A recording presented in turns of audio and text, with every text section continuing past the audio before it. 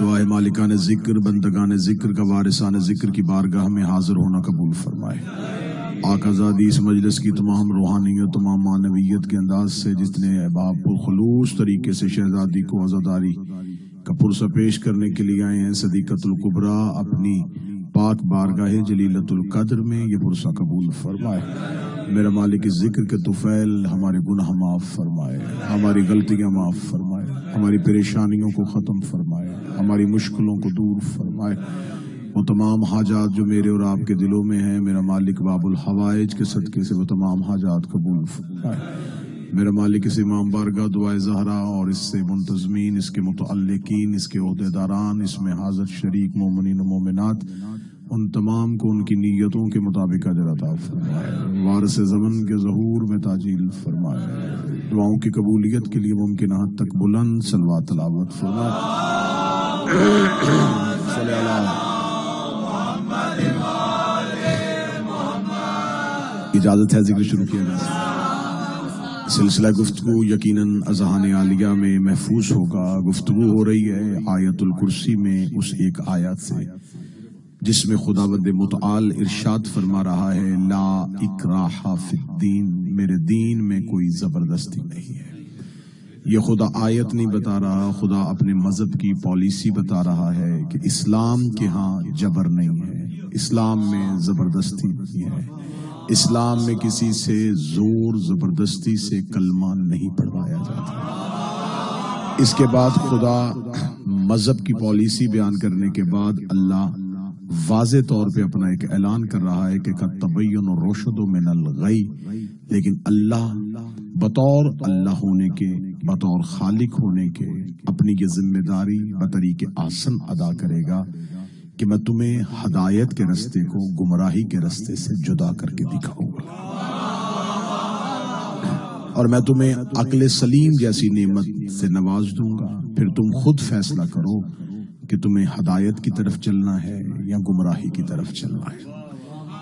اب وہ اللہ جو ہے وہ مالک ہدایت ہے، وہ خالق ہدایت ہے، تو اس اللہ نے جب اس ہدایت کو زمین پر اتارنا تھا تو وہ اللہ خود نہیں آ سکتا تھا کیونکہ وہ جسم و جسمانیت سے مبرہ تھا، تو اسے اس ہدایت کو زمین پر اتارنے کے لیے کچھ ہادی چاہیے تھے،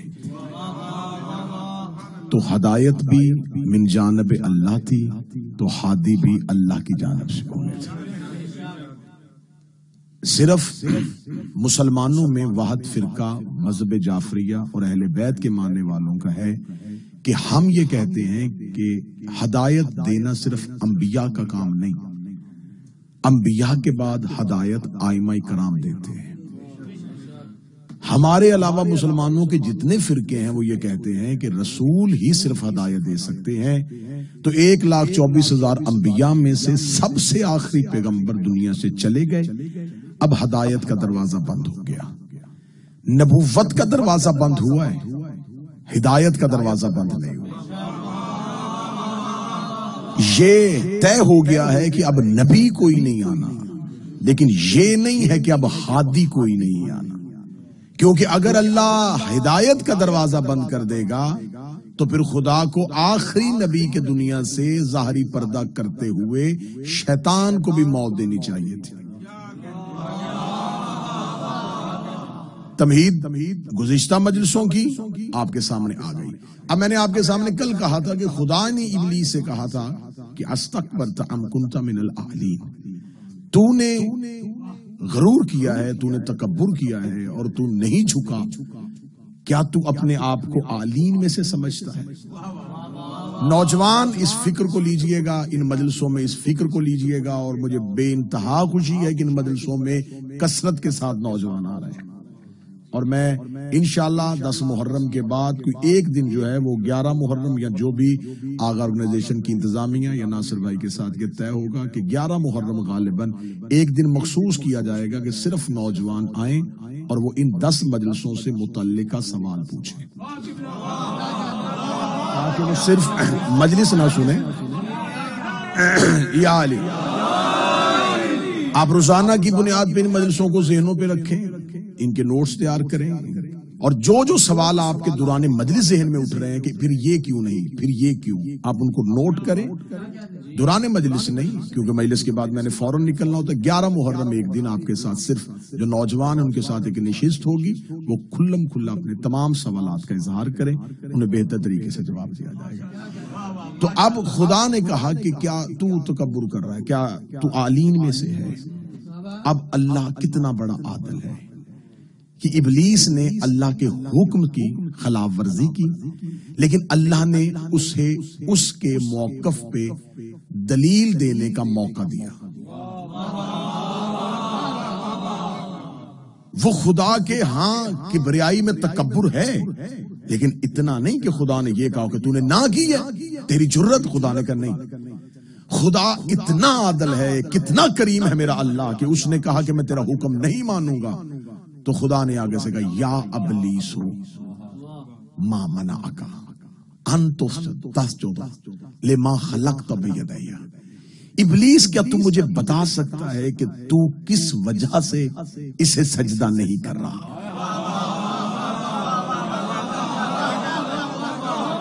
یہ ہے اللہ کے ہاں اصول کہ اگر آپ کے موقف سے کوئی متفق نہ ہو تو آپ نے اس سے پہلے دلیل لینی ہے۔ خدا نے کہا مجھے دلیل دے، تیرے پاس دلیل کیا ہے؟ مجھے دلیل دے، میں تیری دلیل سنوں گا، اور اسی محفل میں سنوں گا، فرشتوں کے سامنے سنوں گا، آدم کے سامنے سنوں گا۔ دلیل تیری بس نہیں ہوئی، میں تیری دلیل قبول کروں گا۔ یا ابلیس، یہ آیت ہے قرآن کی، اللہ کہہ رہا ہے یا ابلیس، کتنی بڑی سزا ہے یا علی مدد کے منکر کو۔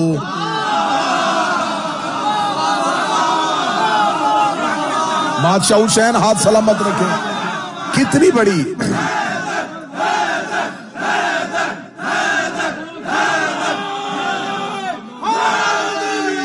یا علی، یا رسول اللہ، یا رسول اللہ، بسم اللہ۔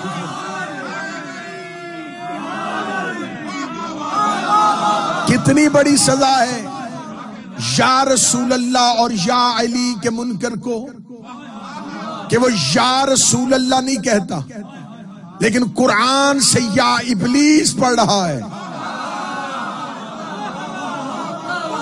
اے ابلیس ما منعک، کیوں منع ہوا تو؟ کس نے روکا ہے؟ وجہ کیا تھی؟ تیرے پاس دلیل کیا ہے؟ اب اللہ نے دلیل پوچھی تو اس نے دی۔ اس نے بھی یہ نہیں کہا کہ میرا جی چاہتا ہے کہ میں سجدہ نہ کروں، اس نے دلیل دی۔ دلیل آج بھی یاور شادی قرآن میں موجود ہے۔ خدا نے کہا کیوں سجدہ نہیں کر رہا؟ اس نے کہا اس لیے سجدہ نہیں کر رہا، انا خیر منہ، میں اس سے بہتر ہوں۔ خدا نے کہا کس لیے بہتر ہے؟ اس نے کہا خلقتنی من نار، خلقتنی من نار وخلقتہ من طین، تو نے مجھے آگ سے بنایا اور اسے مٹی سے بنایا، میری اور اس کی برابری نہ کر، میری خلقت اس کی خلقت سے افضل ہے۔ اب اس بدبخت کو نہیں پتا تھا کہ اب یہ مٹی مٹی نہیں رہی۔ جو قریب بیٹھو زحمت کرنا، اب اسے یہ نہیں پتا، وہ دیکھ رہا صرف مٹی ہے، لیکن یہ نہیں دیکھ رہا کہ اب اس مٹی کو نسبت ہو گئی ہے اللہ سے۔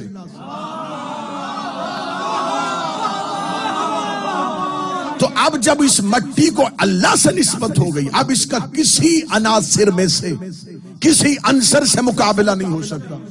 کوئی آگ اس کا مقابلہ نہیں کرے گی، کوئی پانی اس کا مقابلہ، کوئی ہوا اس کا مقابلہ نہیں کرے گی، کوئی سونا چاندی اس کا مقابلہ نہیں کرے گا۔ بے شک مٹی ہے، لیکن نسبت ہو گئی ہے اللہ کی ہادی سے۔ جسے اللہ کی ہادی سے نسبت ہو جائے وہ مٹی کو سجدہ کرنا ہوتا ہے۔ تو اب ہم سے نہ پوچھا کرو کہ شیعہ سجدہ گاہ کیوں رکھتے؟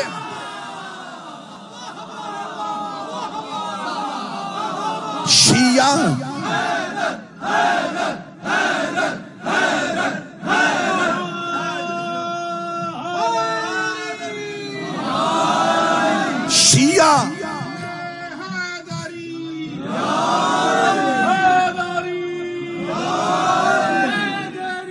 یا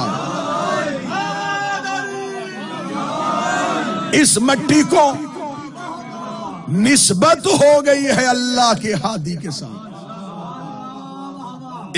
ایک صاحب نے مجھے سوال کیا تھا، اس نے کہا یہ جو مٹی آپ رکھتے ہیں یہ دیکھیں آپ کو ماننا پڑے گا کہ یہ تو رسول سے پہلے کفار کا طریقہ کار تھا کہ وہ بتوں کو سجدہ کرتے تھے. میں نے کہا وہ بتوں کو سجدہ کرتے تھے، بتوں پہ نہیں کرتے تھے.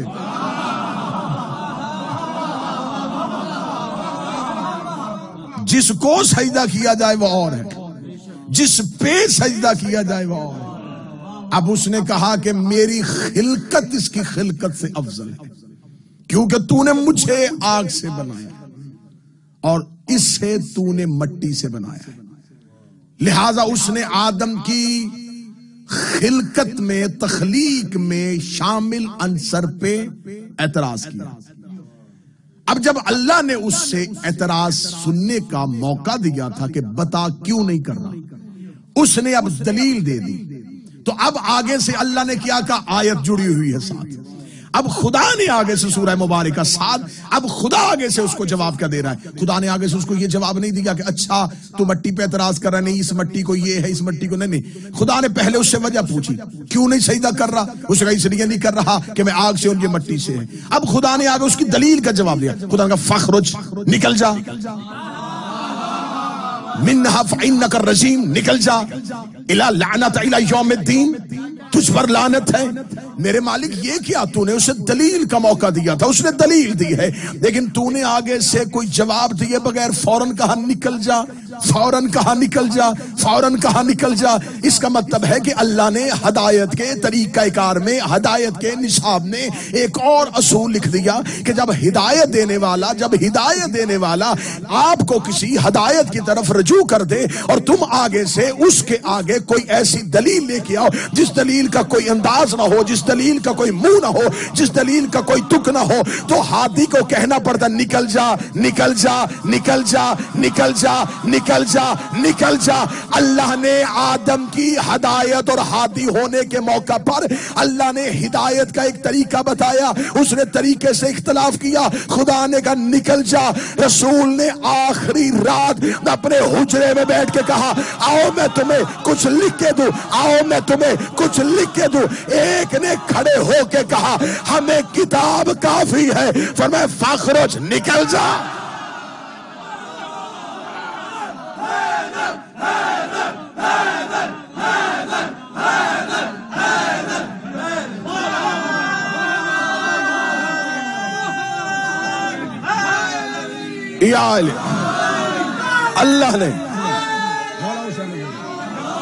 اللہ نے دلیل کا موقع، اللہ نے بسم اللہ کہا، اللہ نے دلیل کا موقع دیا. فخرج، خدا نے کہا بتا کیوں سجدہ نہیں کرنا، اسے وجہ بتائی. فخرج. نبی نے فرمایا آؤ میں تمہیں ہدایت کے لیے کچھ لکھ دوں. ہادی کا کام ہوتا ہے ہدایت کا نصاب بتانا. سامنے والے نے کہا کیا ضرورت ہے لکھنے کی، اور اس نے بھی دلیل دی. حسبنا کتاب اللہ. اللہ نے اس کی دلیل نہیں مانی، رسول نے اس کی دلیل نہیں مانی.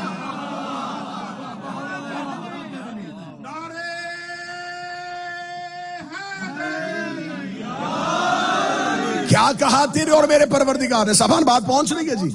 کیا کہا تیرے اور میرے پروردگار نے؟ فرمایا فخرج منہا فإنک الرجیم لعنت الی یوم الدین، نکل جا، تجھ پر اب میری لعنت ہے. جب کہا نا میں تجھ پہ لعنت کروں گا، قال ربک، پھر اس نے کہا اپنے رب سے فانظرنی، مہلت دے دے مجھے. کتنی؟ فرما الی یوم المبعوثون، اس دن تک جب تو دوبارہ اٹھائے گا. بالکل نتیجے قریب آ رہا اور ہم غدیر کی جانب جا رہے ہیں. تو مجھے مہلت دے دے. خدا نے کہا کب تک کی مہلت چاہیے؟ اور مہلت مانگی ہے نا، تو مہلت یہ کہتا مہلت دے دے جو تو دینا چاہتا ہے. مہلت دینے کے بعد اس نے بتایا بھی کہ کب تک کی. قیامت کے دن جب تو دوبارہ اٹھائے گا، یوم المبعوثون، جب تو دوبارہ اٹھائے گا قبروں سے، قیامت کے دن تک کی مہلت دے. خدا نے کہا فنظر، دے دی ہم نے تمہیں مہلت، دے دی. لیکن خدا نے مہلت والے اس کی شرط سے اختلاف نہیں کیا. اسے کہا مہلت دے، خدا نے کہا دی. کب تک کی؟ اس نے کہا مجھے قیامت کے دن کی. خدا نے اس کی مہلت کے دن سے اختلاف کیا. اس نے کیا کہا تھا؟ یوم المبعوثون، مجھے اس دن کی مہلت دے جب تو دوبارہ اٹھائے گا. خدا نے کہا دوں گا مہلت الی یوم الوقت المعلوم، وقت معلوم کے دن تک کی دوں گا، قیامت کی نہیں. رکے یہاں پر میرا پڑھا لکھا مجمع جو پیچھے بیٹھے ہو، خدا نے یہ نہیں کہا کہ ہاں ٹھیک ہے قیامت، اس نے کہا قیامت کی مہلت دے. خدا نے کہا قیامت کی نہیں، وقت معلوم والے دن کی. اس کا مطلب وقت معلوم اور ہے، قیامت اور ہے. اگر قیامت اور وقت معلوم ایک ہی ہوتا تو خدا کہہ دیتا دے دی مہلت. خدا نے کہا دوں گا، لیکن الی یوم الوقت المعلوم، ایک وقت معلوم کے دن تک کی دوں گا. اب یہ وقت معلوم کیا ہے؟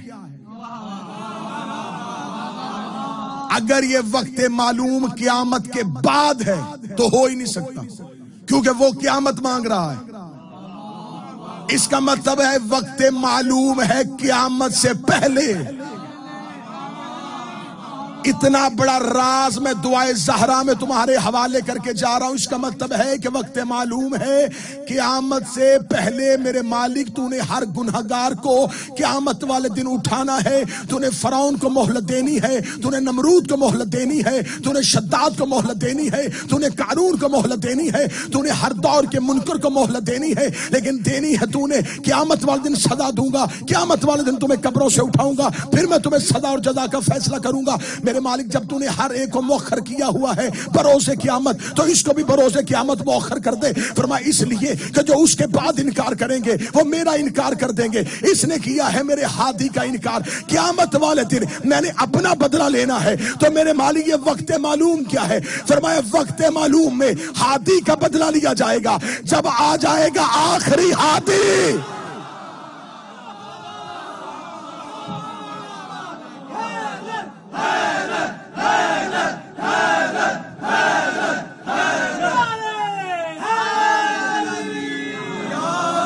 وقت معلوم ہے، وقت معلوم ہے میرے آخری مولا کے ظہور کا دن، اور وہ وقت معلوم ہے لیکن ہمیں نہیں. وہ معلوم ہے وقت، وہ اللہ کے علم میں ہے. معلوم کسے کہتے ہیں؟ جو علم میں ہو. وہ علم الہی میں ہے کہ وہ دن کب ہے، لیکن اس نے یہ علم ہمیں نہیں دیا. الی یوم الوقت المعلوم، میرے پاس وہ علم ہے. میں اس دن میں تمہیں مہلت دوں گا. اور رکھنا علماء اسلام کے سروں پہ قرآن، ابلیس ظہور پہ قتل ہوگا 12ویں کے ہاتھوں.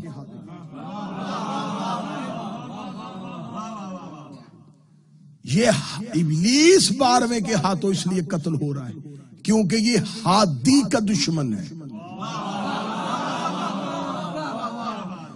چلیں اب آخری مجلسوں میں جب تمام گمراہوں کی سزا پڑھیں گے تو پھر پڑھیں گے کون کس کس کے ہاتھوں سے مارا گیا. اب یہاں موضوع کو آگے لے گئے. الی یوم الوقت المعلوم، میں تمہیں مہلت دیتا ہوں لیکن وقت معلوم تک. متوجہ بات کی خدا نے کہا اب نکل جا میرے دربار سے. اسے جاتے ہوئے پھر آخری چیلنج کر دیا. قال رب بما اغویتنی، ہاں میرے اللہ پھر سن لے، فبعزتک، مجھے تیری عزت کی قسم، اغوینہم اجمعین، میں تمام کو اغوا کروں گا. اب میں نے اغوینہم کا ترجمہ اغوا ہی کرنا ہے. گمراہ کے لیے ظالین کا لفظ ہے. اس نے کہا میں ہٹاؤں گا انہیں، میں لے جاؤں گا انہیں اجمعین سب کو. آیت پڑھ رہا ہوں، ابلیس نے اللہ کو دھمکی دیتے ہوئے، اللہ کو دھمکی دے رہا ہے، اور اس بدبخت کا دھمکی دینے کا طریقہ سننا. فب عزت کا، تیری عزت کی قسم، قسم بھی اس کی کھا رہا ہے. اچھا یہ شیطان اور ان کے پیروکاروں کا طریقہ کار ہوتا ہے.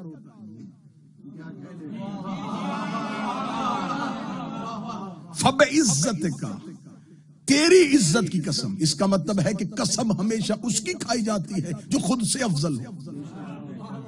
اگر اس نے اللہ کی قسم کھائی ہے تو یہ اللہ کو افضل سمجھتا تھا. اس کا مطلب کہ ابلیس یا اللہ کا قائل تھا.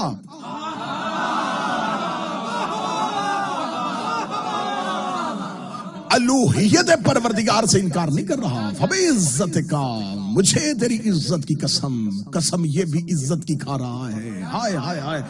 رکنا یہیں پہ، اور جملہ لطیف آ گیا ہے جو میں آپ کے ذہان عالیہ میں محفوظ کروانے لگا ہوں. جب ابلیس نے قسم کھائی تو خدا قرآن میں کہتا ہے، اس کا فبعزت کا، مجھے تیری عزت کی قسم ہے، اغوینہم اجمعین، میں ان سب کو گمراہ کر دوں گا، میں ان سب کو گمراہ کر دوں گا. عزت کی قسم کھائی ہے. دو جگہ پہ عزت کی قسم کھا رہا ہے. ایک جگہ پہ ابلیس نے اللہ کی عزت کی قسم کھائی ہے، ایک جگہ پہ خود اللہ نے اپنی عزت کی قسم کھائی ہے. یہاں قرآن میں جب ابلیس اللہ کی عزت کی قسم کھا رہا ہے تو ساتھ دھمکی دے رہا ہے، اغوینہم اجمعین، میں ان سب کو گمراہ کر دوں گا. ایک جگہ پہ خود اللہ اپنی عزت کی قسم کھا رہا ہے. جب چادر کے نیچے پینتل اکٹھے ہو گئے، حدیث قصہ پڑھنے والوں، خدا کا دفعہ عزتی و جلالی، مجھے میری عزت کی قسم، انی ما خلقت السماء مبنیہ ولا ارضا مدحیہ ولا شمسا مضیہ ولا قمرا منیرا ولا فلکا یدورا ولا بحرا یجری. مجھے میری عزت کی قسم، نہ زمین ہوتی، نہ آسمان ہوتا، نہ سورج ہوتا، نہ چاند ہوتا، نہ دریا ہوتے، نہ ہوائیں ہوتی، کچھ نہ ہوتا الا لخمسۃ الذین ہم تحت الکساء. اگر یہ پانچ جو چادر کے نیچے ہے یہ نہ ہوتے. ابلیس نے کہا تھا عزت کی قسم میں سب کو گمراہ کروں گا. خدا نے کہا عزت کی قسم اگر یہ نہ ہوتے. اب عزتی و جلالی،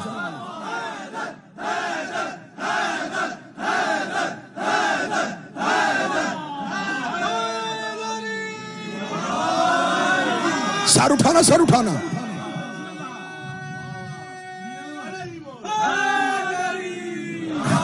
دن دن دن بہت دوڑے.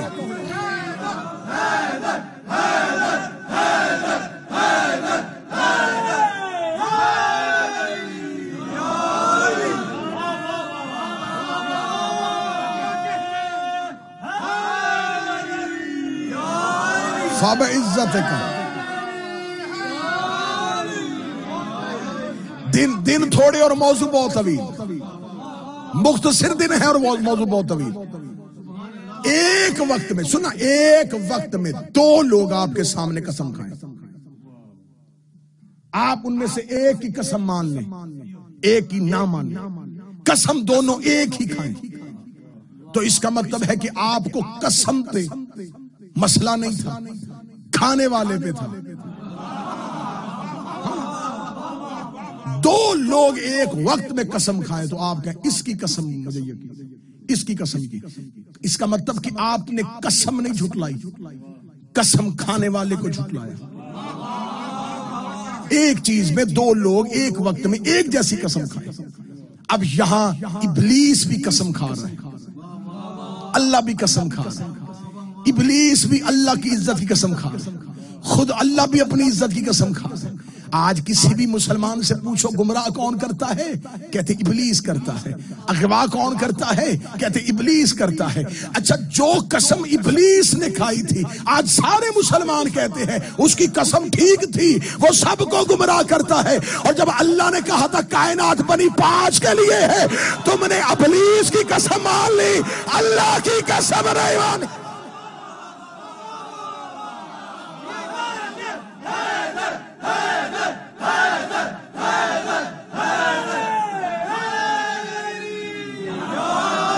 تم نے ابلیس کی قسم مانی.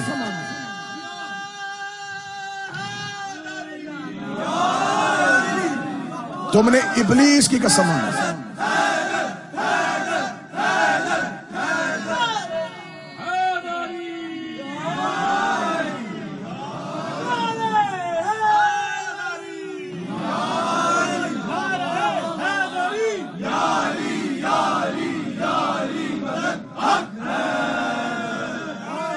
فبعزتک فبعزتک اغوینہم اجمعین، میں گمراہ کروں گا اجمعین کو۔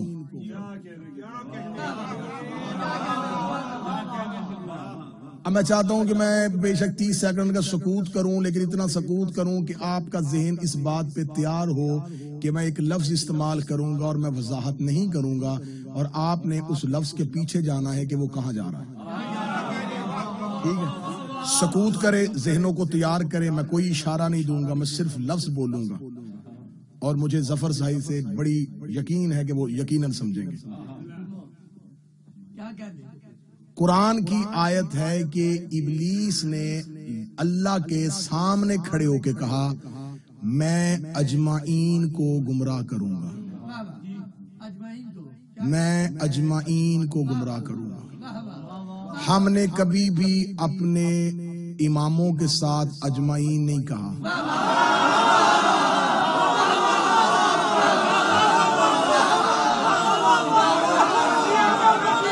مولا حسین عزت ہاتھ بلند رہے۔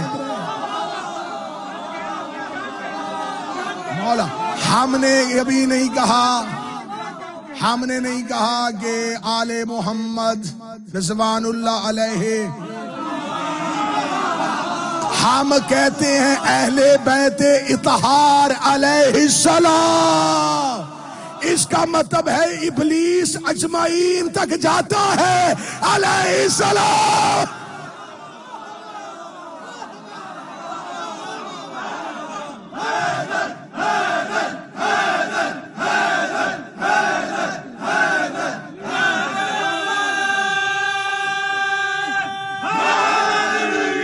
میں اغوا کروں گا، میں اغوا کروں گا۔ قرآن سے پڑھ رہا ہوں، قرآن سے پڑھ رہا ہوں۔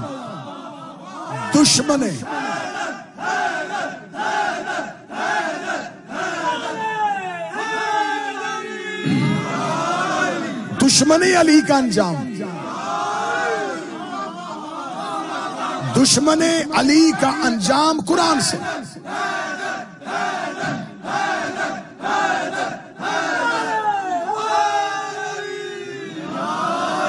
اس نے کہا اغوینہم اجمعین، میں اغوا کروں گا۔ اچھا، اغوا کون ہوتا ہے؟ اغوا وہ ہوتا ہے جو اپنی طرف سے صحیح جا رہا ہوتا ہے، کوئی رستے میں اٹھا لے۔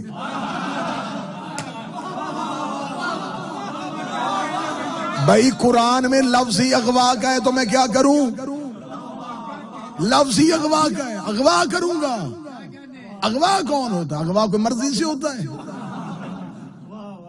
کیا لکھا ہوتا ہے اخباروں میں؟ سرخی کیا ہیڈ لائن لکھی ہوتی ہے؟ حضور جا رہا تھا رستے میں، نامعلوم افراد نے۔ اغوا ہمیشہ نامعلوم کرتے ہیں۔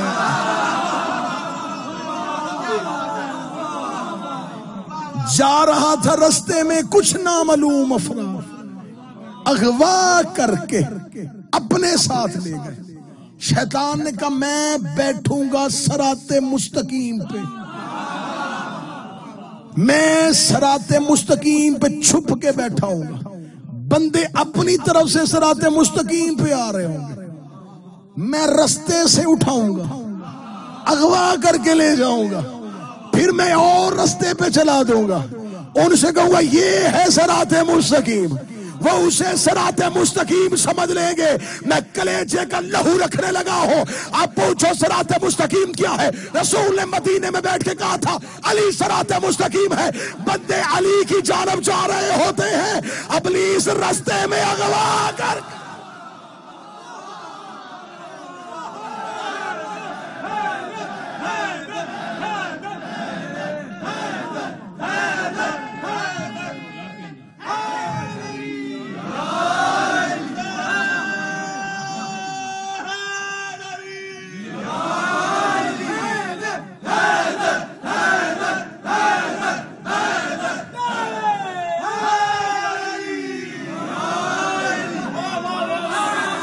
مولا حسین عزت دے۔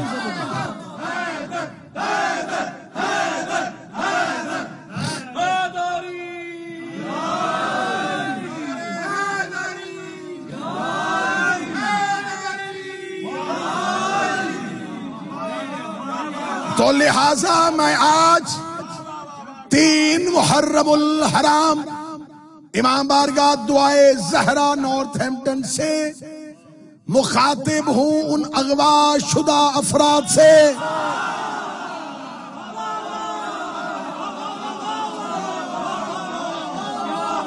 صاحبان اپنے گھروں کو واپس آ جائیں، آپ کو کوئی اغوا کر کے لے گیا ہے۔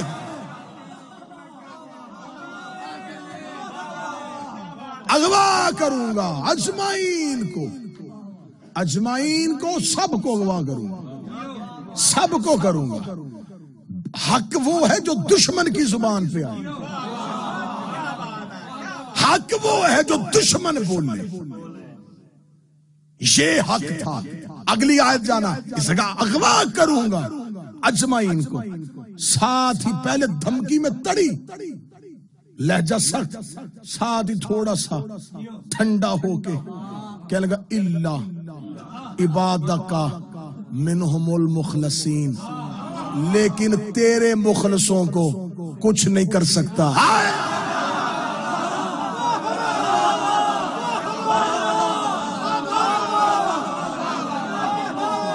اے لعنت تیرے پہ، پہلے اس کی دھمکی کا لہجہ تیور دیکھنا، پہلے سب کو کروں گا، ساتھ کہنے لگا الا عبادک منہم المخلصین، لیکن جو تیرے مخلص ہوں گے نا ان تک میں جا ہی نہیں سکتا۔ مخلص لام کے اوپر زبر ہے، خالص کیے گئے۔ یہاں پہ آج کی گفتگو شاید رک جائے گی اور پھر یہیں سے کل آگے بڑھے گی۔ مخلصین لام کے اوپر زبر ہے، خالص کیے گئے۔ مخلص جو خالص کرے یا جس کے لیے خالص کیے گئے ہوں، یہاں ہے مخلص خالص کیے گئے۔ اچھا میرے مالک یہ ابلیس کہہ رہا ہے کہ میں سب کو کروں گا، مخلصین تک نہیں جاؤں گا، تو آدم تو ابھی بنا ہے، وہ کون ہے جو تو نے پہلے ہی خالص کر دیے؟ ہائے ہائے ہائے ہائے ہائے۔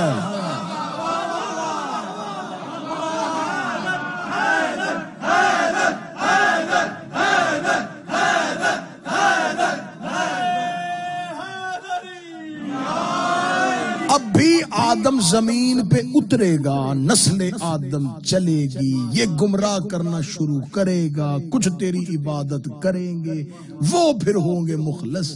ابھی تو آدم یہیں کا یہیں کھڑا ہے۔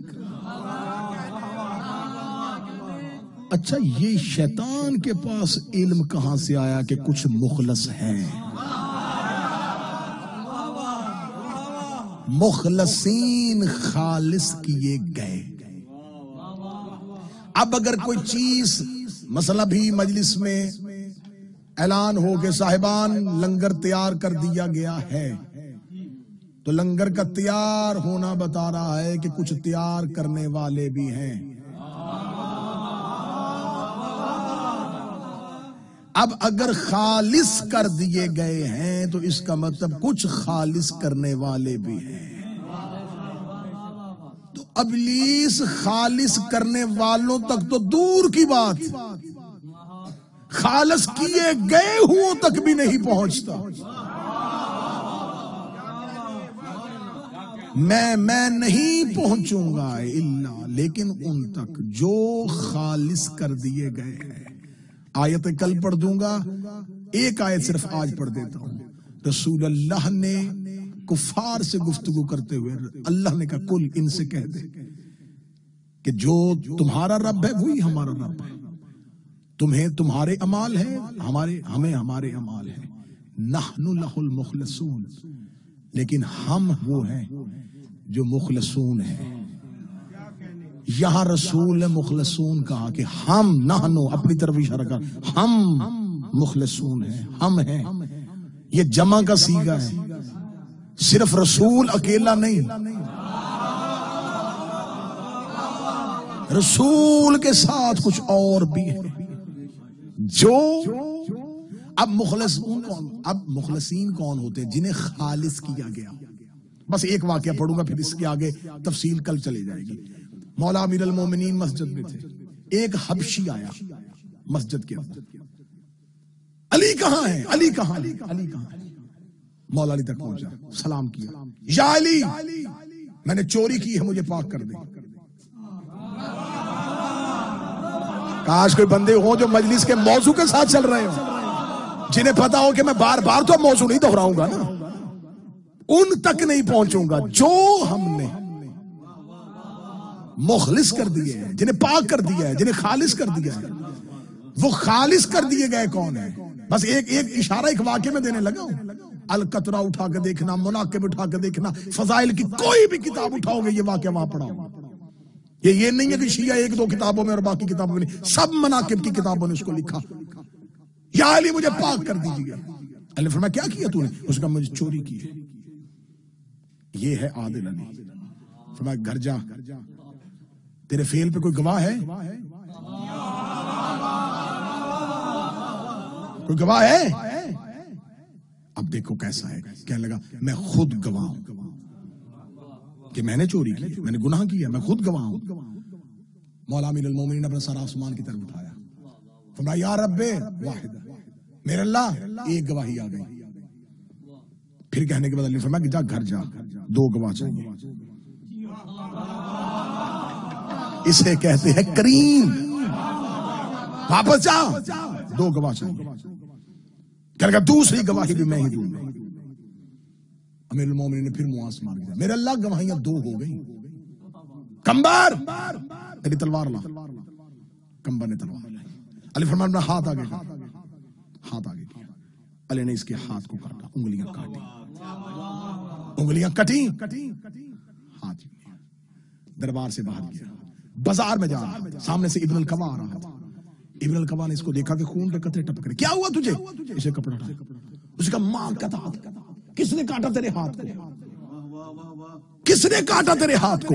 واللہ با حسین میں مناقب کی کتابوں کا ضامن ہوں. اس نے یوں حبشی نے اپنا خون سے بھرا ہوا ہاتھ سامنے کیا. فرمایا قطعت یمینی، کاٹا ہے میرا ہاتھ. وصی رسول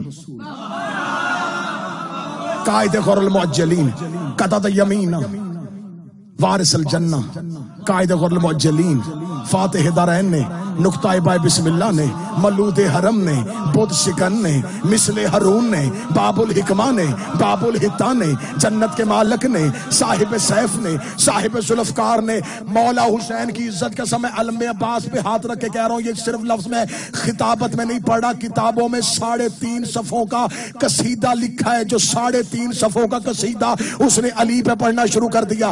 گزرتا جا رہا اور علی کا قصیدہ پڑھتا جا رہا ہے، گزرتا جا رہا ہے علی کا قصیدہ پڑھتا جا رہا ہے، گزرتا جا رہا ہے علی کا قصیدہ پڑھتا جا رہا ہے. ابن القبا چلتا چلتا علی کے پاس آیا، آ کے کہنے لگا یا علی آپ نے ہاتھ کاٹا ہے. وہ بازاروں میں آپ کے قصیدے پڑھ رہا ہے، وہ گلیوں میں آپ کے قصیدے پڑھ رہا ہے. علی نے فرمایا سزا نہیں دی، میں نے اسے مخلص کر دیا.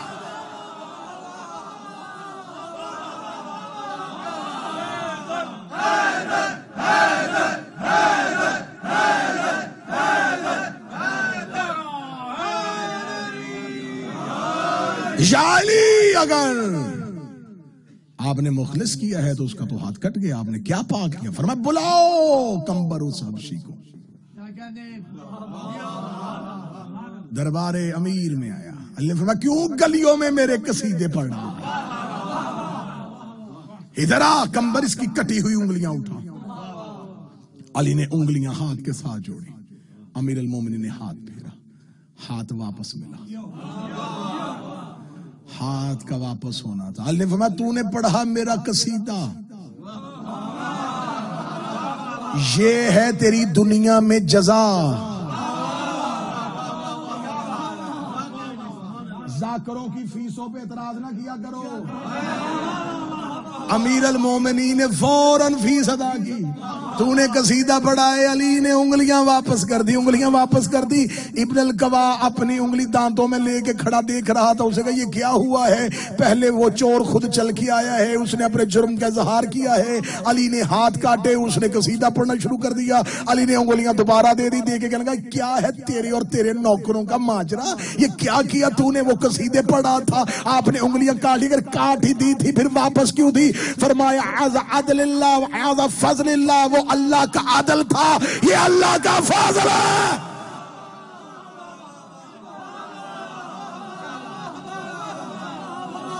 ہو عدل اللہ. علی مولا علی مولا میرا مولا علی مولا علی مولا.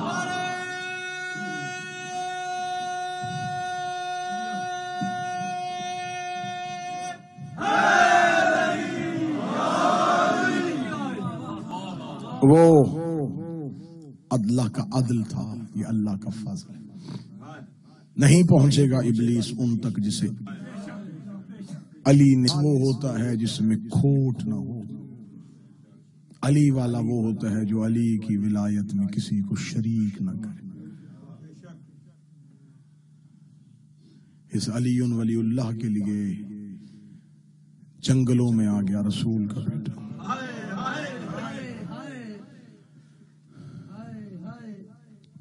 کل کا دن مولا حسین کا ورود پڑھا, پہنچ گئے حسین کربلا میں. آل محمد کا یہ قافلہ گلستان زہرا کی کلیاں, گلستان زہرا کے پھول, عرب کے گرم ترین ریگستان میں صحرا میں خیمے لگا کے بیٹھ گئے.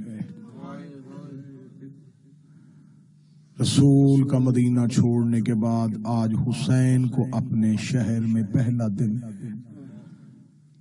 کل خیام لگ چکے, حسین کربلا میں اتر چکے, اب خیام لگے ہیں. ابھی تک اس لمحے تک 3 محرم تک فرات کے کنارے پہ, کیونکہ یہ خریدا ہوا دریا ہے حسین کا. سادات و غیر سادات جب وطن چھوڑا تھا تو حسین کے پاس 4 علی تھے. فیصلہ حسین نے کرنا تھا کس علی کو کہاں لے کے جائے. بالآخر حسین نے یہ فیصلہ کیا, ایک علی مدینے چھوڑا جائے,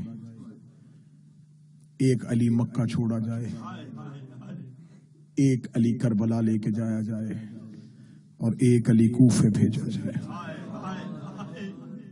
محمد ابن حنفیہ کو مدینے چھوڑا, عبداللہ ابن جعفر تیار کو مکہ چھوڑا, مسلم بن عقیل کو کوفہ بھیجا, اکبر السجاد لے کے حسین کربلا جائے.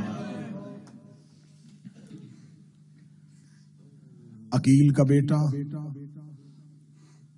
حسین کا جانسار ساتھی, حسین کا وفادار ساتھی. جب مولا حسین مکہ سے سفر کے لیے نکلے, فرمایا مسلم 12,000 خطوط اب تک مجھے پہنچ گئے کوفہ سے. مسلم میں چاہتا ہوں کہ آپ کوفہ جائیں اور کوفہ کے حالات کے بارے میں مجھے آگاہ کریں. جیسا کوفہ کے خطوط حالات بتا رہے ہیں, اگر ویسے ہی حالات ہوں مجھے بتانا, میں کوفہ پہنچ جاؤں گا. لیکن مسلم میرے جانے سے پہلے آپ کوفہ جائیں اور کوفے والوں سے اپنے ہاتھ میں میری بیعت لیں. اتنا کہنا تھا, جناب مسلم بن عقیل نے سر جھکا کے حسین کا حکم سنا. فرمایا مسلم سواری تیار کریں. مکہ میں حسین کا قافلہ تھا. جناب مسلم خیمے سے باہر آئے, باہر عباس کھڑے تھے. حضرت ابوالفضل عباس کو مسلم نے دیکھا. فرمایا عباس مجھے حسین مولا نے حکم دے دیا ہے, میں کوفہ جا رہا ہوں. جناب عباس دیکھ کے کہنے لگے جرت کے ساتھ جائیے گا, کوفہ والوں کو بتائیے گا کہ فرزند رسول تنہا نہیں, علی کے بیٹے ساتھ آ رہے ہیں. جناب مسلم کی آنکھوں میں آنسو آئے. جناب عباس دیکھ کے کہنے لگے مسلم اگر کوفے کا سفر صعوبت دے رہا ہے تو میں مولا حسین سے کہوں آپ یہاں رکیں میں کوفہ چلا جاؤں. اتنا کہنا تھا جناب مسلم نے عباس کے منہ پہ ہاتھ رکھا فرمایا تو جانے کی بات نہ کرنا تیرا حسین کے ساتھ مجھ سے زیادہ ہونا ضروری ہے.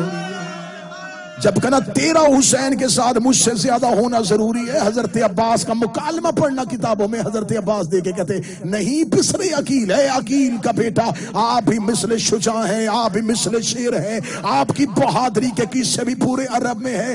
اتنا کہنا تھا مسلم دے کے میں بہادر ہونے کی وجہ سے نہیں کہہ رہا میرے رہنے صرف حسین کو آسرا ہوگا تیرے رہنے سے زینب کو آسرا ہے تیرے رہنے سے علی کی بیٹیوں کو. عباس آپ کا قافلے میں ساتھ ہونا مجھ سے زیادہ ضروری اس لیے ہے آپ کا ہونا علی کی بیٹی کے لیے ضروری ہے. ہاں عباس ہو سکتا ہے دوبارہ آؤں یا نہ آؤں. عباس کوشش کیجئے گا اگر جنگ کے اسحار بن جائیں تو سیزادیوں کو مدینے حفاظت کے ساتھ چھوڑ لینا. مجھے عباس حالات ٹھیک نہیں لگ رہے. مولا عباس نے کہا کیا ہوا فرمایا میں نے مکہ میں جتنی دیر قیام کیا مجھے مکہ کے حالات بھی ٹھیک نہیں لگے حالات کوفہ کے بھی ٹھیک نہیں ہیں. حکم امام کے سامنے ہمارا سر خم ہے امام کو کوئی مشورہ دے نہیں سکتا امام کی صرف اطاعت ہے. لیکن عباس حالات بہتر نہیں ہیں. عباس حسین کو اکیلا نہ چھوڑنا. مولا عباس نے سفر کی تیاری مولا مسلم نے سفر کی تیاری مکمل کی. وہاں آئی جہاں عباس کی بہن رقیہ تھی. رقیہ میں جا رہا ہوں حسین سے ودا ہو گیا ہے. مسلم اللہ کے حوالے مسلم کی آواز زندہ رہے تو ملاقات ورنہ زہرا کی جگیر پہ ملیں گے. گھر سے شوہر جانے لگے تو کیا کہتی ہیں عزت دار بیویاں سفر لمبا ہے میں رستے کے لیے کوئی چیز دوں کوئی سامان کی تیاری کرواؤں. مکہ میں حجرے میں اور خیمے میں ہے مسلم اور عباس کی بہن رقیہ. مسلم کی آواز آئی میں جانا چاہ رہا ہوں. رقیہ دے کے کہتی اچھا میں آپ کی سامان کی تیاری کروں. سامان کی تیاری کا نام آنا تھا. وہاں گئی جہاں جوڑی سوئی ہوئی تھی. تڑپ کے کہتی آنکھیں کھولو بابا جا. مسلم کی تیاری کروائی. دو بیٹے لا کے مسلم کے سامنے کھڑے کیے. دیکھ کہتی ہے دو میں لے جاتی ہوں دو آپ لے جائیں. ہو سکتا ہے کہ حسین اکٹھے میرے چار قبول نہ کرے. دو میں حسین کے رستے میں دے دوں گی دو آپ علی ولی اللہ کے رستے میں دے دوں گی. اب اس لمحے چار بیٹے مکہ میں موجود. کتنا مشکل تھا. دو کو ماں ودا کر رہی تھی دو کو باپ ودا کر رہا تھا.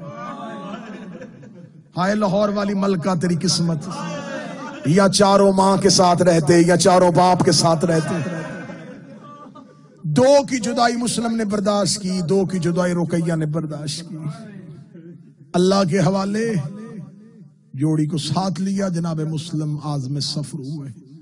کوفہ میں مسلم کا بہت لمبا مضمون اگر فضائل میں بھی پڑھتا تو 45 سے 50 منٹ ہے. جناب مسلم کا کوفہ اترنا رستے کے حالات. جناب مسلم ایک دفعہ نکل کے مکہ سے پھر واپس پلٹے ہیں پھر واپس آ گئے پھر امام حسین سے اجازت لی ہے. مولانا فرمایا مسلم کیوں واپس آ گئے ہو؟ کہتا رستے میں گیا ہوں میرا دل گھبرا رہا ہے مجھے ایسے لگتا ہے دوبارہ آپ سے ملاقات نہیں ہونی میں دوبارہ پھر آپ سے ملنے کے لیے آ گیا ہوں. رستے سے ایک دفعہ جناب مسلم واپس پلٹے پھر حکم امام کے ساتھ گئے. رستے میں کن کن حالات سے جناب مسلم کو سامنا کرنا پڑا یہ تفصیل. جناب مسلم پہنچ گئے کوفہ. مختار بن ابو عبیدہ کے گھر میں قیام. پھر سلیمان بن سرد خزائی کے گھر میں قیام. مختلف جگہوں پہ جناب مسلم قیام کرتے رہے. مسلم کے آنے کی خبر کوفہ پہنچ گئی. پہلی رات کوفہ والوں نے اعلان کیا, 10,000 لوگوں نے پہلی رات بیعت, اگلے دن 18,000, دوسرے دن 30,000, 40,000. روزانہ اتنے افراد مسلم کے ہاتھوں پہ بیعت کر رہے ہیں. خبر پہنچ گئی شام. علی کا بیٹا, عقیل کا لال, حسین کا سفیر کوفہ پہنچ گیا ہے. ہزاروں افراد کوفہ میں, مسجد کوفہ میں بیٹھ کے مسلم کی بیعت کرتے ہیں. مسلم چھپ کے نہیں, اب کھلم کھلا بیعت کر رہا ہے. مسجد کوفہ میں مسلم نماز پڑھاتا ہے, پیچھے ہزاروں مسلم کے نماز پڑھتے ہیں. اس نے کہا کوفے کا گورنر, انہوں نے کہا نعمان ابن بشیر, اس نے کہا معزول کرو. بصرے کا گورنر ابن زیاد, اسے فوری طور پہ کوفے بھیجو. اسے کہو کہ کوفہ اپنے کنٹرول میں لے, نعمان کو وہاں سے معزول کرے. جتنی جلدی ہو سکے مجھے حسین کے سفیر کا سر بھیجے. یہ ملعون ابن زیاد بصرہ کا گورنر, بصرہ کا حاکم تھا. اس نے فوراً وقتی چارج لیا. یہ کوفہ پہنچا رات کی تاریکی میں. اس نے پہنچ کے اپنے مخبروں کے ذریعے سے کوفے کے حالات کا مطالعہ کیا. اس نے کوفے کے حالات کو کنٹرول کیا. جن لوگوں سے پیسے سے خریدنا تھا پیسے سے خریدا, جنہیں دھمکی دینی تھی انہیں دھمکی سے خریدا. اس نے گلیوں میں مخبر, بازاروں میں سپاہی اور فوج تعینات کر دی.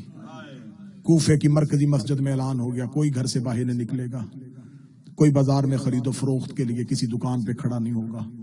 کوفے کے حالات یکدم بدل گئے. کرفیو کا سما ہو گیا. اب مسلم اور مسلم کے ماننے والے گھروں میں ہو گئے, اکیلے گھروں میں مسلم. اب جناب مسلم کبھی کسی کے گھر میں رکتے ہیں, کبھی کسی کے گھر میں رکتے ہیں. ایک گھر میں مسلم جاتا ہے, خبر آتی یہاں فوج آنے والی ہے. مسلم وہاں سے نکلتے دوسرے گھر میں چلے جاتے ہیں. وہاں پہنچتے ہیں, پتہ چلتا ہے یہاں بھی چھاپا, یہاں بھی فوج. مسلم تیسرے گھر, چوتھے گھر, پانچویں گھر. آخر کوفہ میں گھر ختم ہو گئے. جناب مسلم نے جب آخری نماز پڑھائی, پیچھے مڑ کے دیکھا تو کوئی نہیں تھا. اکیلے جناب مسلم کوفہ کی گلیوں میں چلتے چلتے چلتے کوفہ بستی سے اتنا دور چلے گئے کہ بستی ختم ہو گئی. آخر میں ایک گھر تھا جس کے آگے بازار بند تھا. مسلم اس دروازے پہ بیٹھ گئے. قبضہ تلوار پہ جناب مسلم نے پیشانی رکھی. 3 راتوں سے مسلسل میرے مولا سوئے نہیں تھے. ہونٹوں پہ پیاس, بھوک کے آثار, کوفے پہ کی بے وفاؤں کا جگر پہ دکھ. مسلم کا قبضہ تلوار پہ سر تھا, امامہ کھلا ہوا تھا. مغرب کا وقت آ رہا تھا, سورج غروب ہو رہا تھا. اس گھر کی مالکہ دروازے پہ آئی.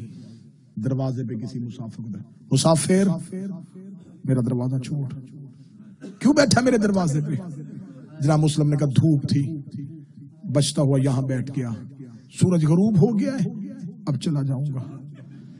کہ لگی جہاں بھی جانا ہے جہاں. کسی کے گھر مہمان آئے. جناب مسلم نے قبضہ تلوار سر اٹھا, فرمایا آیا تو مہمان تھا. تم رو گے لیکن اگر جملے سمجھ سکو, آیا تو مہمان تھا لیکن اب کوئی میزبان بننے کے لیے تیار نہیں. دیکھ کہتی اچھا کون تھا تیرا میزبان, کیوں کیا اس نے ایسے تیرے ساتھ؟ اچھا جہاں بھی جانا ہے یہاں سے اٹھ.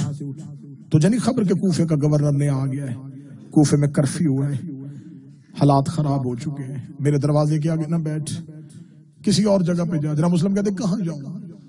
کہتی مسجد میں چلا جا, اللہ کا گھر ہے, وہاں ہر کوئی رہ لیتا ہے. مسلم دیکھتا تھا ہم اتنے غریب ہیں, ہمیں اللہ کے گھر میں بھی کوئی نہیں رہنے دیتا. کہتی کوئی کسی کو اللہ کے گھر میں رہنے سے کیسے روک سکتا ہے؟ جناب مسلم نے تلوار اٹھائی, نیام پہ رکھی, اپنی ابا اپنے کاندھے پہ رکھ کے کہا تو کہتی اللہ کے گھر میں کوئی نہیں رہنے دیتا, ہم اتنے غریب ہیں, ہمیں ہمارے گھر میں کوئی نہیں رہنے دیتا, ہمیں ہمارے وطن سے نکالا گیا. اتنا کہہ کے مسلم جانے لگے. دیکھنے لگی مسافر کوفے کے حالات بہتر ہوتے میں ضرور تجھے اپنا مہمان رکھ لیتی, لیکن کوفے کے حالات بہتر نہیں ہے. جناب مسلم نے گلی کا موڑ مڑا, مڑ کے کہتے میں تیری جنت کا ضامن ہوں, زہرا کی اولاد کا اپنا مقدر. زہرا کی اولاد کا نام آنا تھا. ننگے پاؤں مسلم کے پیچھے چلی, پیچھے چل کے کہتی اتنا بتا دے تو نے جس کا نام لیا اسے جانتا ہے؟ جناب مسلم کدے تو اسے جانتی ہے کدی محمد کی بیٹی ہے, اس کے 2 حسن اور حسین جیسے بیٹے ہیں, وہ علی کی زوجہ ہے, میں تو اس شہزادی کی کنیز ہوں. مسلم دے رہا جس کی کنیز ہے میں اسی کی اولاد.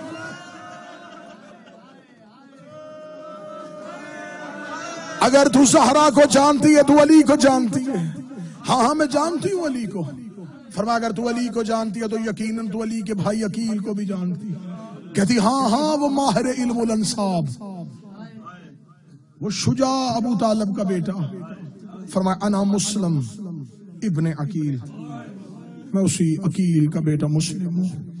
قدموں میں گر گئی. مولا جو جسارت کی اس کی معافی. بسم اللہ, کنیز کا گھر حاضر ہے. دروازہ کھولا, اتنا لمبا مضمون ہے, میں کوشش کر رہا ہوں جتنا مختصر کروں. گھر لے آئی, جناب مسلم گھر آئے. مولا زمین پہ بیٹھی, میرے گھر میں کوئی اتنی اعلیٰ جگہ نہیں ہے جہاں میں آپ کو بٹھاؤں. مولا فرماتے صرف 1 رات بسر کروں گا اگر کسی نے کرنے دی. مولا شربت بناؤ. فرمایا پانی پلاؤ. پانی پیا, وضو کیا. جناب مسلم نے مصلی عبادت بچھایا.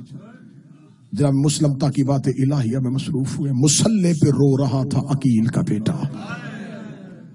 یا اس کے ملعون بیٹے کو خبر ہو گئی.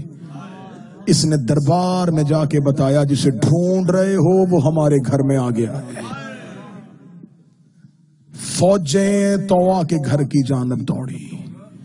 مسلم مصلی عبادت پہ تھے. کوفے کی گلیوں میں گھوڑوں کے ٹاپوں کا شور آیا, تلواروں کے چرکنے کی آواز آئی. جناب مسلم نے مصلی کے نیچے سے اپنی تلوار کھینچی. تلوار کھینچ کے مسلم نے جنگ کا سامان تیار کرنا شروع کیا. تو وہ آ کے سامنے کھڑی ہو کے کہتی مولا جب تک میرے گھر میں ہے تب تک امان ہے. مولا میں خود دروازے پہ چلی جاؤں گی. مولا میں کسی کو اندر نہیں آنے دوں گی. مولا تو باہر نہ جانا. مولا تو اکیلا ہے یہ زیادہ ہے. مولا تو تنہا ہے یہ فوجیں زیادہ ہے. مولا کوفے کا حاکم بڑا ظالم ہے. مولا آپ باہر نہ جائیے گا. یہ ہے ہاشمیوں کی شرافت. جناب مسلم نے سر جھکا کے کہا تو نے مجھے چند لمحے مہمان رکھا, میں تیری جنت کا ضامن ہوں. میں قیامت والے دن جناب زہرا سے تجھے اجر لے کے دوں گا. میں تجھ سے وعدہ کرتا ہوں قیامت تک جب جب میری شہادت پڑھی جائے گی ساتھ ساتھ تیرا تذکرہ ہوگا, ساتھ ساتھ تجھے سلام کیا جائے گا. تو نے چند لمحوں مجھے مہمان رکھا ہے, میں تیرا اجر تجھے دنیا میں بھی دوں گا آخرت میں بھی دوں گا. لیکن مجھے گھر سے باہر جانے دے. دیکھ کبھی نہ جنت کے لالچ میں تجھے مہمان رکھا تھا, نہ دنیاوی لالچ میں تجھے اپنے گھر لے کے آئی تھی. مجھے خوشنودی چاہیے محمد کی بیٹی کی. اپنی آنکھوں کے سامنے تجھے مرتا دیکھ نہیں سکتی. فرمایا تو آنکھوں کے سامنے مجھے مرتا نہیں دیکھ سکتی, میں اپنی آنکھوں کے سامنے تیرے گھر میں سپاہی نہیں دیکھ سکتا, تیرے گھر میں فوج نہیں دیکھ سکتا. اے مسلم تو نے کوفے میں طوا کے گھر میں سپاہی نہیں آنے دیے تھے. شام غریبہ شمر 300 کا دستہ لے کے زینب کے خیمے میں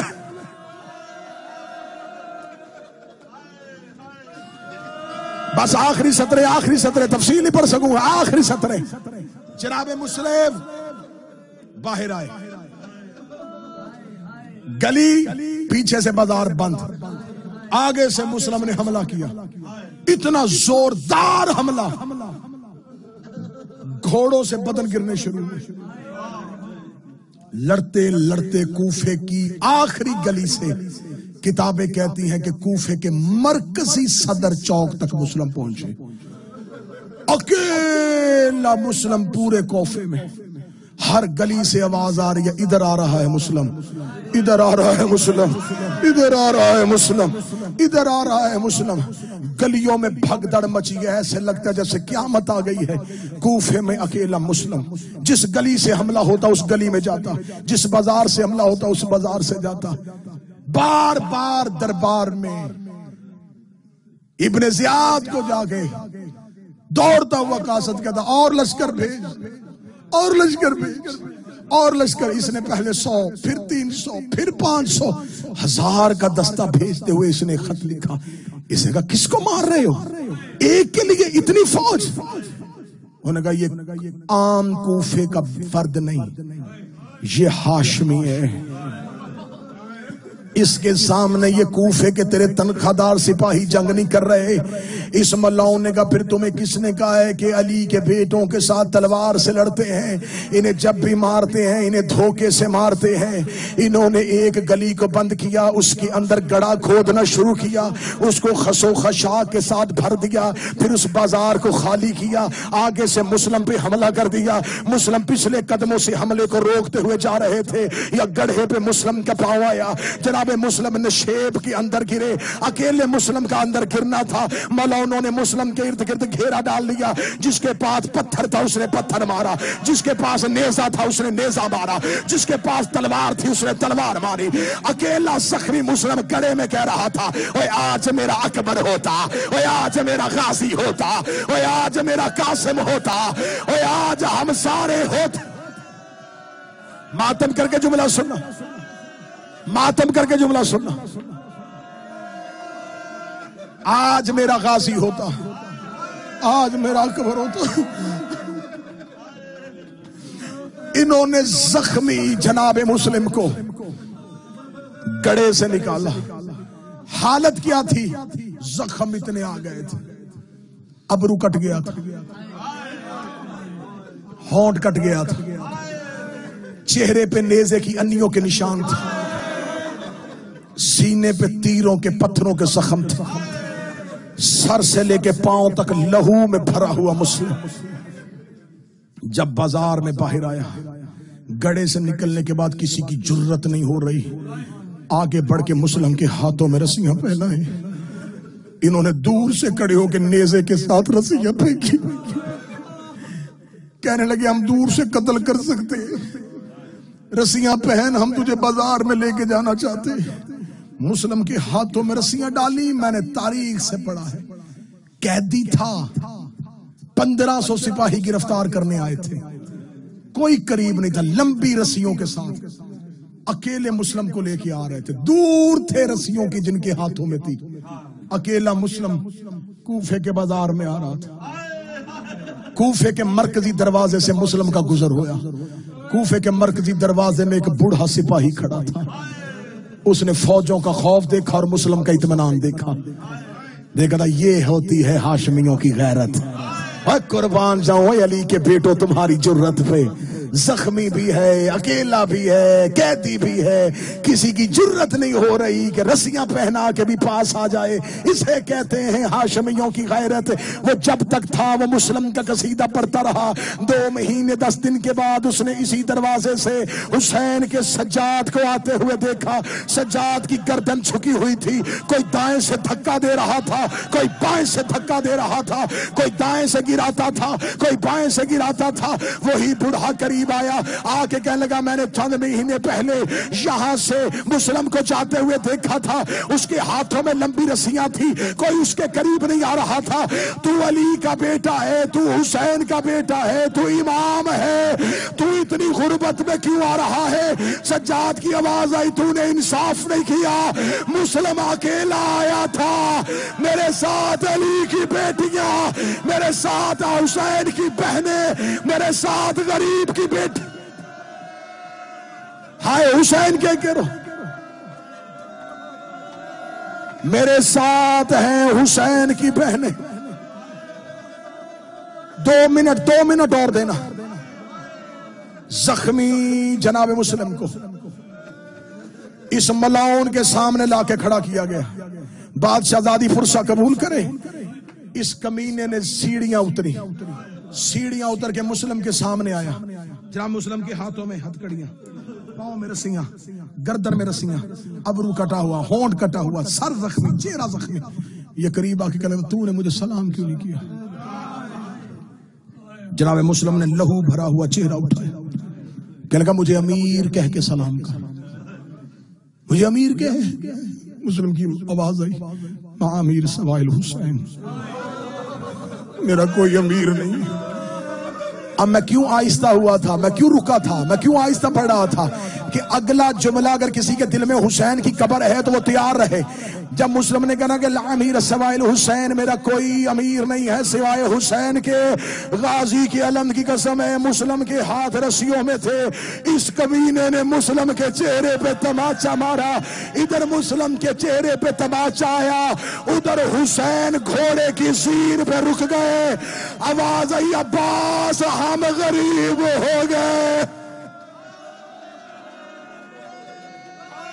حسین منزل ذوق پہ تھے، حسین کی سواری منزل پہ رکی.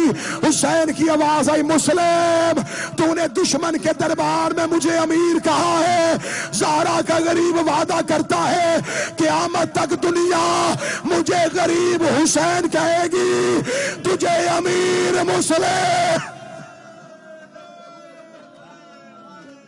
تو نے دشمن کے دربار میں مجھے امیر کہا.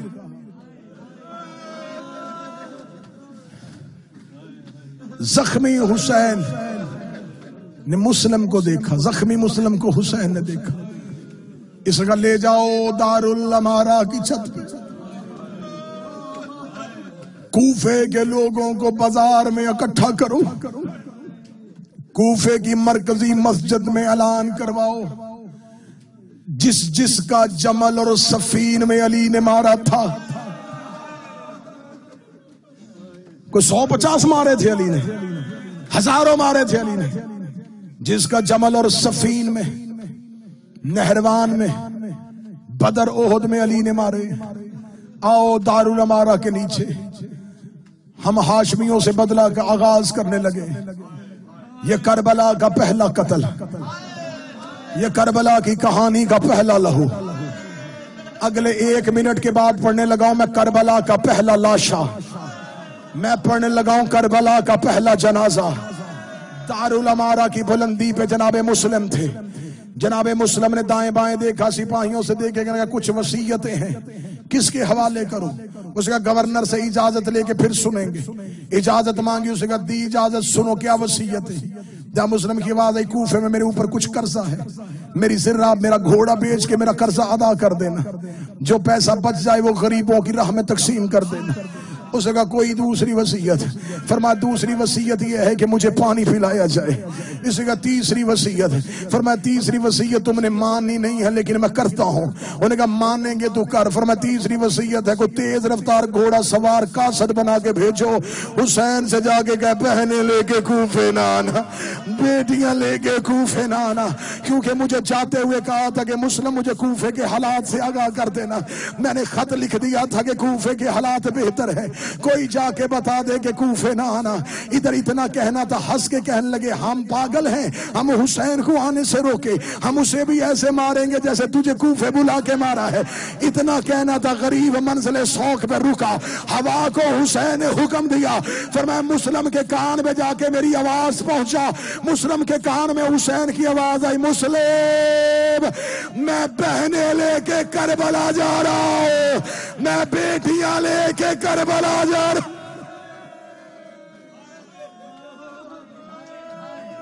جناب مسلم کا سر بلند تھا. جلاد نے آ کے تلوار مسلم کی پشت گردن پہ رکھی، پشت گردن پہ رکھ کے تلوار کو زور دیا، کہتا گردن جھکا. مسلم کی آواز آئی ہم سوائے اللہ کے کسی کو نہیں جھکتے. اس کا گردن جھکا میں وار کروں. مسلم کی آواز آئی تو وار کر، یہ گردن سوائے اللہ کے کسی کو نہ جھکے گی. سادات و غیر سادات مجھے معاف کر دینا. اس ملعون نے وار کیا، تلوار کی نوک پہ مسلم کا سر لیا. اس نے مسلم کا لاشا کوفے کے بازار میں پھینکا. اس نے مسلم کا سر کوفے کی گلیوں میں پھینکا. ادھر مسلم کا سر کوفے کے بازار میں آ رہا تھا، مسلم کا لاشا دارالامارہ کی بلندی سے آ رہا تھا. یا حسین گھوڑے کی زین سے زمین پہ آئے، حسین کا ہاتھ جگر پہ آیا. عباس نے قدموں پہ ہاتھ رکھے، رکھے گا مولا کیا ہوا ہے؟ فرمایا عباس میری انگلیوں کے درمیان تھے. عباس کہتا کوئی دارالعمارہ کی چھت میں کوئی کٹا ہوا لاشا زمین پہ آ رہا ہے. آواز آئی پہچان یہ کون ہے؟ عباس نے ریت اٹھا کے سر پہ ڈالی. آواز آئی مولا میری رقیہ اجڑ گئی اور میرا مسلم مارا گیا. 10 سیکنڈ عباس منہ کے بل زمین پہ گرے. آواز آئی مولا یہ تو میرا مسلم ہے. مولا تجھے تیری ماں کا واسطہ مجھے ایک بار کوفے پہنچا. حسین رو کے کہتے مسلم کو گرنے ہیں تو کوفے جا کے کیا کرے گا؟ آواز آئی پردیس میں لاش اٹھاؤں گا, بے وطن ہے اس کا جنازہ اٹھاؤں گا. حسین کی آواز آئی اب ذرا زمین پہ دیکھ. عباس کی آواز آئی مولا انگلیاں ہٹا لے. ایک کالے برقع والی بی بی اپنی چادر پھیلا کے رو کے کہہ رہی ہے آؤ میرے حسین کا سفیر, آؤ میرے غریب کا وکیل.